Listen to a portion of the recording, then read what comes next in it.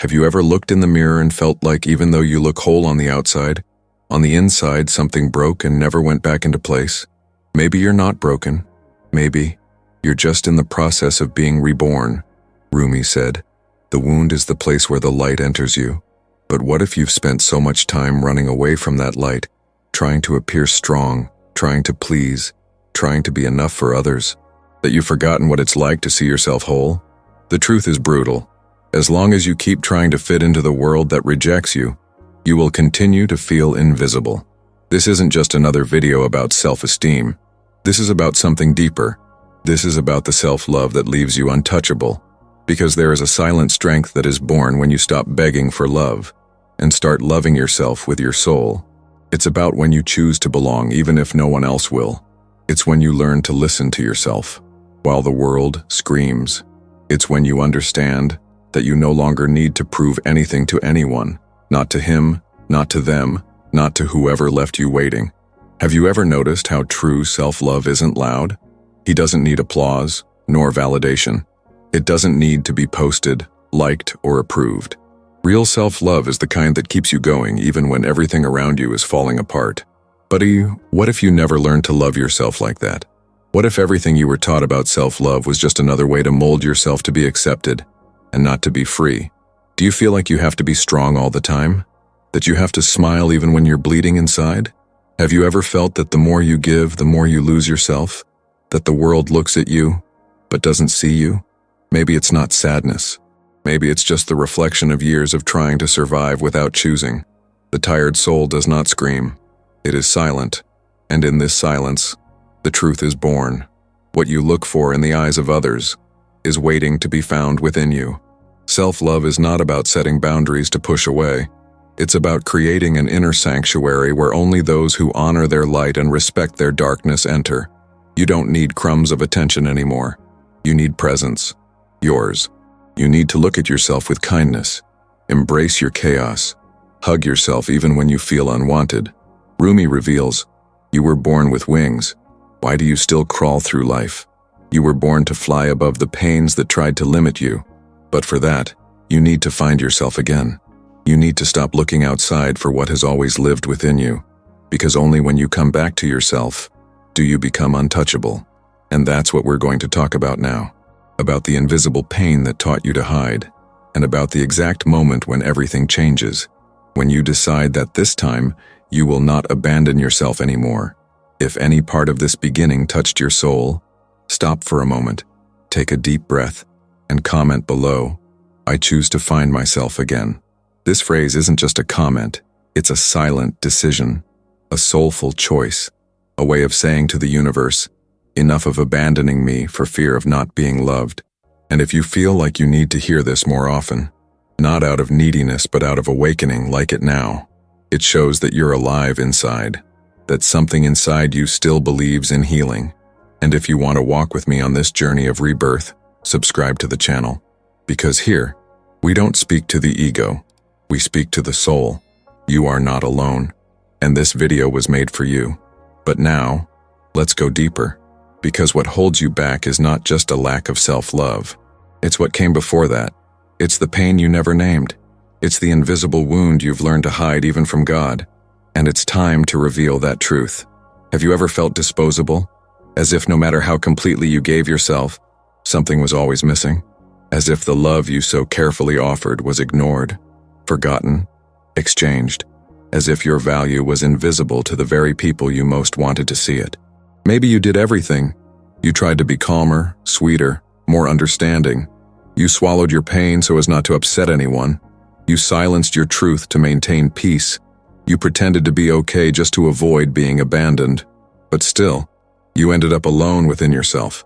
And then you start to wonder, is it me who's the problem? Is there something inside me that's pushing love away? And that question becomes poison, because it settles in slowly, darkly, and begins to corrode everything inside. Even the small parts of you that still believed in connection, in reciprocity, in worthiness. But maybe the world didn't really reject you. Maybe what hurt so much wasn't the external abandonment, but the fact that at some point in your life you began to neglect yourself. You began to put yourself second, to accept crumbs, to negotiate your limits, believing that love is sacrifice, that love is endurance, that love is enduring being little to be nothing. And then the invisible problem arises, because no one sees it, no one notices. From the outside, you're strong, you're functional, you smile in photos, you solve what needs to be done, you meet expectations, but inside, you feel empty, as if you're trying to fill an emotional hole with the presence of someone who was never really there. This hole has no clear shape. It changes names depending on the day. Sometimes it's anxiety. Other times it's loneliness. Some days it's anger, some days it's unbearable silence. But deep down, it's always the same pain. The pain of not being chosen. Not by them, not by yourself. And the cruelest thing is that this pain seems small to the world. People look at you and say, "You have everything. Why are you like this?" They don't understand that what's missing most isn't something external. It's an inner home. It's that sacred space within you that should be filled with presence, self-love, and belonging. But it's empty. And you try to fill this void by giving more of yourself, being better, blaming yourself less. But nothing works, because the emptiness doesn't disappear when you try to be perfect. It disappears when you return to yourself. The truth is, maybe you never learned to choose yourself. Maybe you were taught that self-love was selfish, that taking care of yourself was weakness, that being good meant sacrificing yourself. And you believed it, because that's what they did to you, because that's what they expected of you. And so, today, even as an adult, even conscious, even spiritually awakened, you still repeat the same patterns. You still try to earn love with effort. You still confuse attention with affection. You still measure yourself by the other person's gaze. But the self-love that frees you, that heals you, that makes you untouchable, it doesn't come from effort. It comes from silence. From the moment you stop haunting yourself with thoughts of inadequacy. From the moment you decide you no longer need to prove anything, that you no longer need to be anything other than who you already are. And that moment, when it happens, changes everything. You begin to realize it wasn't rejection, it was redirection. That it wasn't abandonment, it was liberation. And most profoundly, it wasn't a lack of love. It was simply the absence of yourself, within yourself. This is the invisible problem. The absence of one's own soul. The forgetting of who one is when one is too busy trying to be loved. But that can change. Because even without realizing it, you're already coming back to yourself just by being here. Just by hearing these words. This isn't a coincidence. This is an answer. It's the call your soul sent out. And now it's being heard. If you felt this way, write in the comments. I don't abandon myself anymore. Because maybe this is your first true promise. Not to someone outside, but to yourself. And that is already the beginning of healing. The pain of not being seen begins long before the relationships that hurt you, before the friendships that drifted away, before the looks that ignored you, before the words that diminished you. This pain arises at the exact moment you decide, even without realizing it, that it's safer to hide than to be rejected, that it's easier to mold yourself than to be authentic, that it's less painful to abandon yourself than to risk not being loved for who you truly are. It's at this silent point in life, usually still in childhood, that many souls begin to crawl when they were born to fly, because being who you are cost affection, it cost acceptance, it cost love. So you learn to disconnect from yourself to survive. And the worst part is, when this disconnection sets in, it disguises itself. You begin to think you're in control of your life, that you're doing everything right, that you're being good, generous, strong, but inside, you're empty, because you're far from your essence. Rumi said, "You were born with wings. Why do you still crawl through life?" And this question, when looked at honestly, reveals something profound. You've forgotten that you are free, that self-love isn't an achievement, it's a return to what was always yours, but which has been obscured by layers of guilt, fear, rejection, and demands. You don't crawl because you're weak. You crawl because you carry the weight of other people's expectations on your shoulders. Because you try to fit into a model of love that was never yours. Because you constantly try to fit into places that hurt your soul, but that you insist on calling home. And all of this sickens your spirit. It distorts your perception of yourself. It makes you believe you need to become someone else to finally deserve love. But that will never work. Because the further you distance yourself, the deeper you sink into pain. And not just any pain. It's the invisible pain. The one that has no name but appears in your silences. That accompanies you when you lie down and feel that emptiness no one sees. It's that feeling that, even surrounded by people, something essential is missing. And what's missing isn't someone. What's missing is you. This absence of self is true abandonment. It's the spiritual root of suffering. It's where it all begins. Low self-esteem, the fear of being alone, addiction to toxic relationships, the anxiety that grows when someone doesn't respond, the despair that hits when you feel like you're going to be abandoned. All of this is just a symptom of a deeper emptiness. The emptiness of not being present within yourself. You might even say you're working on your self-esteem, that you're trying to love yourself, that you're doing your best to change. But if this comes from a place of neediness, a need for approval, a desire to be accepted, it's still a repeat of the same cycle. True self-love isn't born of effort, it's born of awakening. And awakening is remembering. Remember who you are before everything you were told to be, before the traumas, before the judgments, before the comparisons. You don't have to be someone else to be loved. You have to be whole. And being whole is a spiritual act. It's a return to the soul's home. It's when you sit with yourself and for the first time, don't try to run from what you feel. You don't try to fix yourself. You just embrace yourself, because you understand that there's nothing wrong with feeling, that there's nothing weak about being sensitive, that there's nothing ugly about having wounds. On the contrary, they're what make room for the light to enter. As Rumi said, the wound is the place where the light enters you, and maybe this is your opportunity now, to let the light in, to stop fighting what you feel, to stop hiding your pain to appear strong, because true strength is having the courage to look yourself in the eye and say, I lost myself, but I'm coming back. Coming back to yourself isn't an easy process, because you'll encounter the ghosts you've avoided for years. You'll feel the weight of silence. You'll relive the abandonment, but you'll also, little by little, rediscover your light, the one that was always there, the one that never left you, the one that brought you this far. And that's why you're here, because even though you've forgotten yourself, your soul has never stopped calling you back. And maybe, just maybe, now you're ready to listen. If this spoke to you in any way, write in the comments. I remember who I am. This sentence is an act of courage. It's a portal, and it could be the first step toward your return home. No one told you this, but true self-love doesn't make noise. It doesn't scream for recognition, it doesn't dress up in appearance, it doesn't need to be proven in words, nor does it need witnesses. The self-love that heals, that transforms, that liberates, is silent, firm, and sacred. It happens within, between the lines of life, in the moments when you could abandon yourself but choose to stay, in the moments when everything tells you to run, but you decide to stay, with yourself. There is a key that few have the courage to turn, the key of radical acceptance. Accepting yourself not as a project to be fixed, but as a presence to be inhabited. This is not resignation, it is liberation. Because when you stop resisting your own essence, something deep begins to reorganize itself within.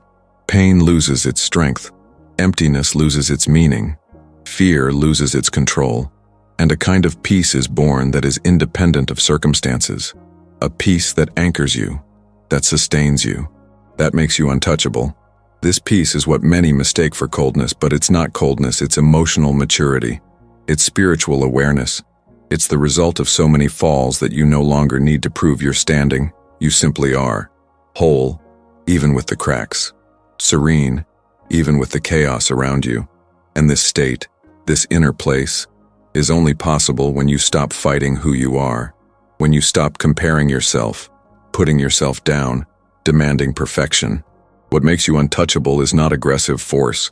It's not a quick response, it's not pride disguised as security.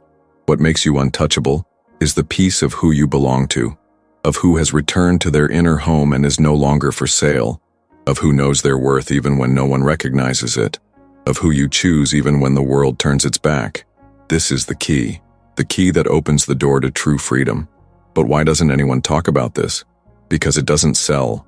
Because it's easier to convince you that you need something outside to feel complete, that you need to be desired to feel alive, that you need approval to feel valuable.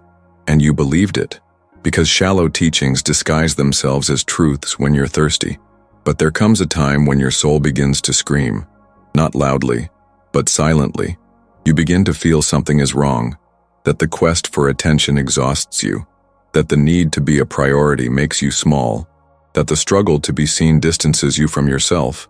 That's when the key appears. The moment you realize that perhaps you don't need to change anything external, just turn inward.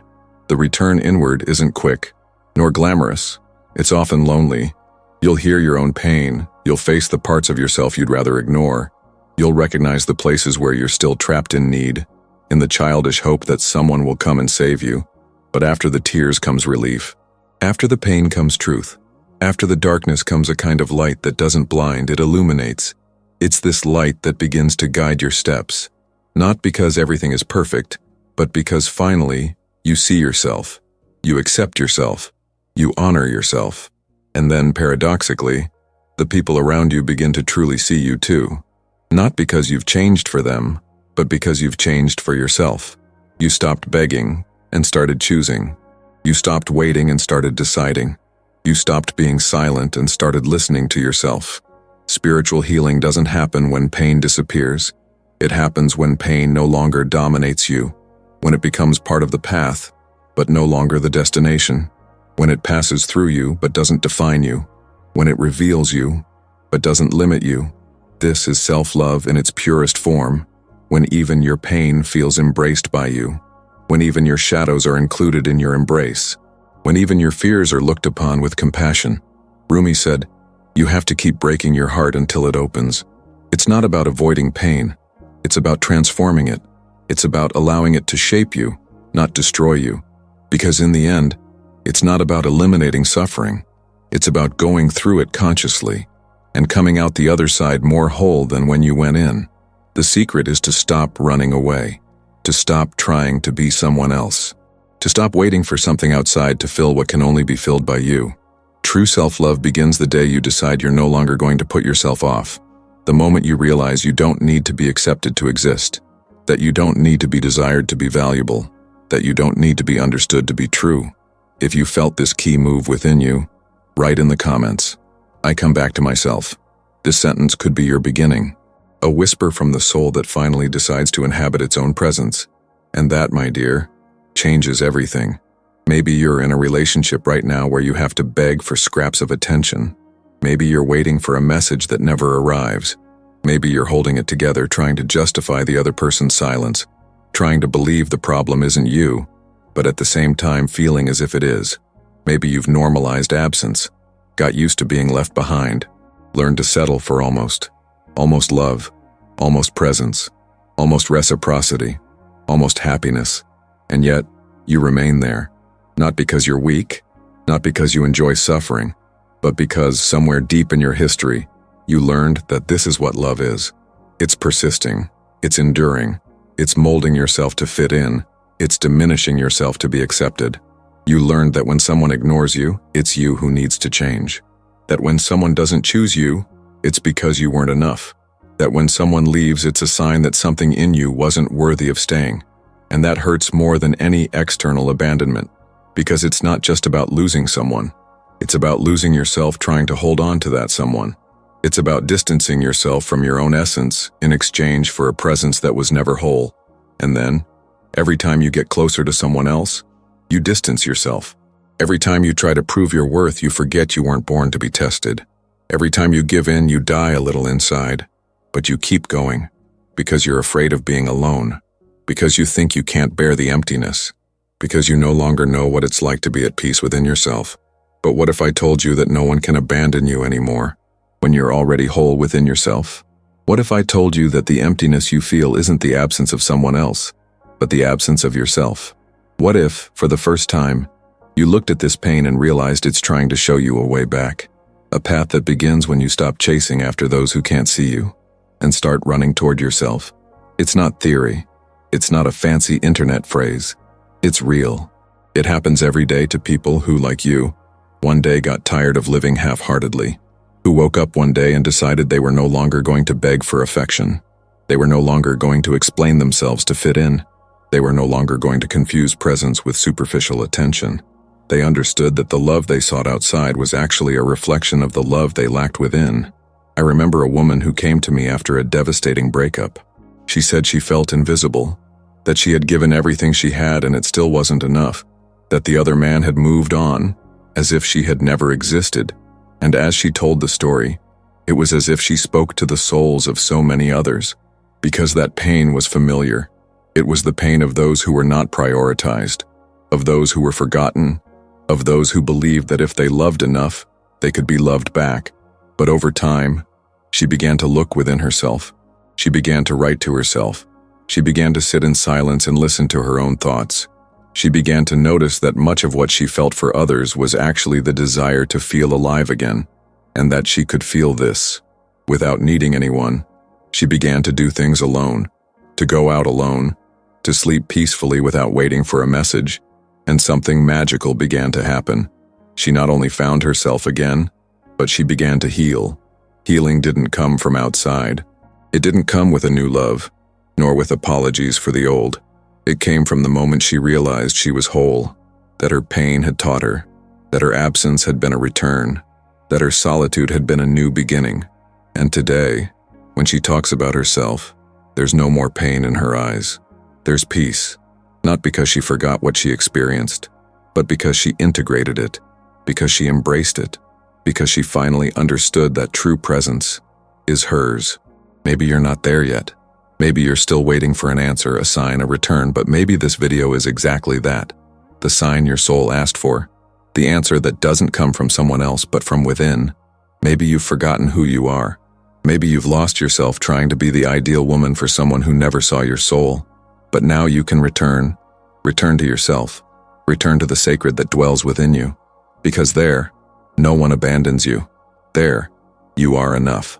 There you are whole. If any of this spoke to you, write in the comments, I don't abandon myself for anyone anymore. Because when you write this, you're not just typing, you're affirming, you're anchoring, you're reminding the universe and yourself that your soul is no longer available to those who don't know how to honor its light. You no longer need to prove yourself, not to him, not to anyone, not to the world, and most importantly, not to that part of you that still thinks you'll only be worthy of love when you're perfect, unshakable, desired, productive, and irreproachable. You didn't come into this world to be approved by everyone. You came to be true to your soul, and that truth doesn't depend on validation. It just needs presence. How many times have you kept quiet, afraid of seeming overbearing? How many times have you swallowed your emotions to keep someone close? How many times have you put on smiles over open wounds, just so they wouldn't think you were weak, needy, or too intense? You molded yourself so much. You tried so hard to be what they expected. You carried an absurd weight of expectations that were never yours. But in the end, there was always that silence. That emptiness that said in a low but firm voice, this isn't you. And maybe now, at this very moment, you're hearing that voice more clearly. Maybe you're feeling like it's time to stop, to drop all the masks, to abandon all the characters you've created to be loved, and just be, with your pain, with your light, with your raw, real wholeness. Rumi said, don't settle for stories of how things happen to others. Awaken your own legend. And this legend isn't about having a perfect life. It's not about having all the answers. It's not about appearing enlightened to outsiders. It's about being deeply intimate with yourself. It's about no longer running away from your own reflection. It's about sitting with your story and, even through tears, saying, this is me, and I am enough. This awareness doesn't come overnight. It doesn't happen because you read a beautiful quote or watched a transformative video.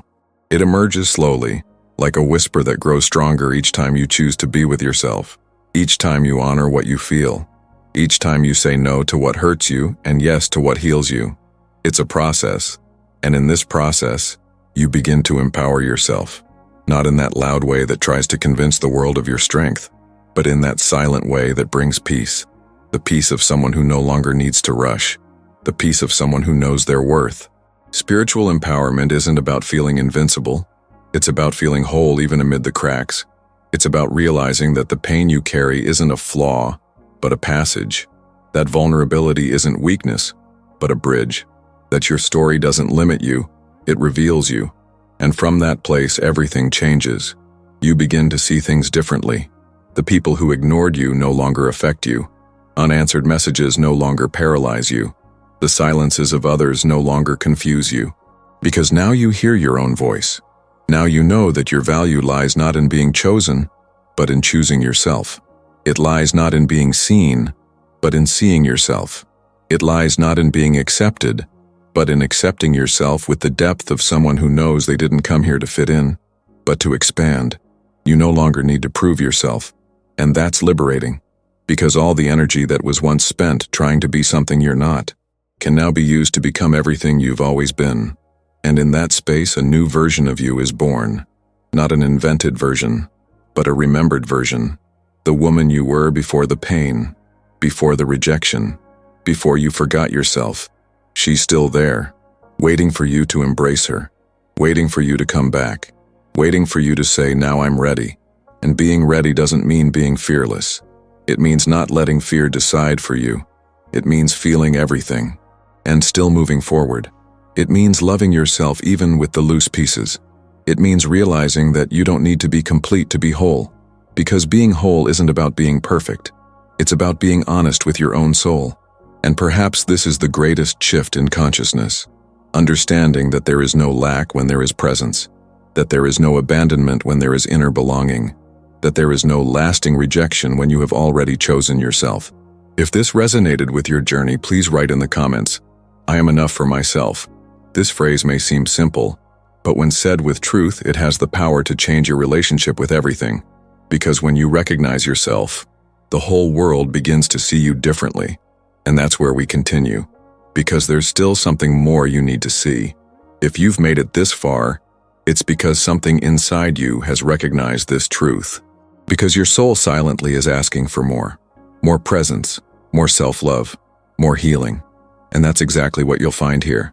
This channel is a sacred space for those who are returning to themselves, an emotional refuge for those who are tired of abandoning themselves.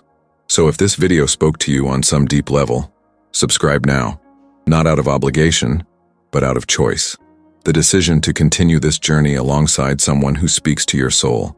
And if you felt the power of these words until the end, leave a like. It's a silent way of saying, this touched me. And now, don't stop here. The next video is already on screen. It's the natural continuation of this journey. Click, watch, and allow your healing to continue, because the journey is just beginning.